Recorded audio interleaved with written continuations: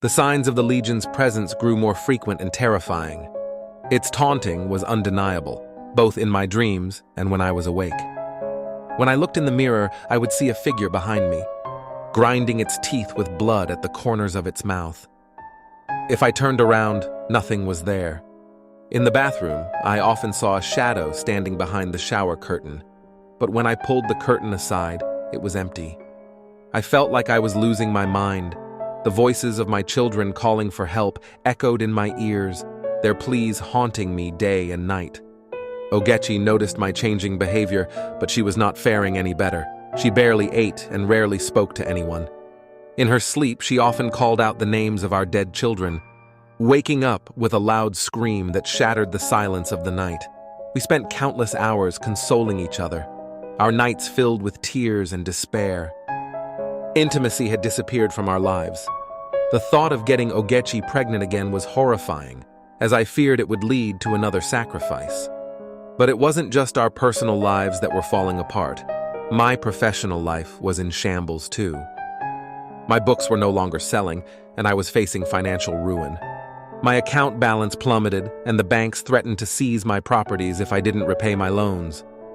My life had become a nightmare, and each passing day pulled me deeper into a chasm of hopelessness. The signs of the Legion's torment grew increasingly vivid. I would wake up in the middle of the night, drenched in sweat, to find the shadowy figure standing at the foot of my bed, its eyes glowing with malevolent intent. It would whisper my name, its voice an eerie echo that sent chills down my spine. I would blink, and it would be gone, leaving me trembling and unable to sleep. During the day, the Legion's presence was equally haunting. Reflections in windows revealed its twisted grin, mocking me. The faint sound of my children's laughter haunted me, only for me to realize it was a cruel trick of the Legion. My sanity was slipping away, and I felt powerless to stop it. Ogechi's condition worsened. She became a ghost of her former self, her eyes hollow and lifeless. She would often sit by the window, staring into the distance, lost in memories of our children. Her nighttime screams echoed through the house, a haunting reminder of our shared pain. I would hold her as she wept, feeling her body shake with sobs, but there was nothing I could do to ease her suffering. The struggle to protect my family drove me to seek help once more. I visited a spiritualist, hoping to find a way to combat the Legion. The spiritualist, an elderly woman with kind eyes, listened to my story with a sympathetic ear. She performed a series of rituals, chanting ancient incantations, but her efforts were in vain.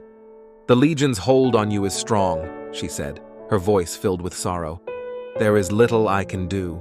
Her words hit me like a blow. I left her home more hopeless than ever. My situation felt suffocating, and I saw no escape from the Legion's torment. I realized that I had to make a choice. I could either continue living in fear, allowing the Legion to control my life, or I could fight back, even if it meant losing everything. I decided to withdraw from the secret society, knowing it would mean forfeiting my wealth and recognition. At this moment, I didn't care. Every night, the nightmares persisted, each one more terrifying than the last. I would dream of the Legion taking my children, their cries echoing in my mind.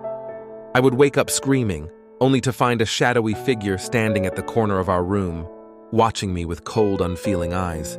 In a blink, it would vanish, leaving me trembling and drenched in sweat.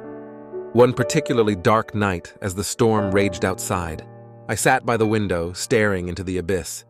Thunder rumbled, and lightning illuminated the room in sporadic flashes. The Legion's laugh was a cold, hollow sound. "Your time is running out," it said before vanishing into the night.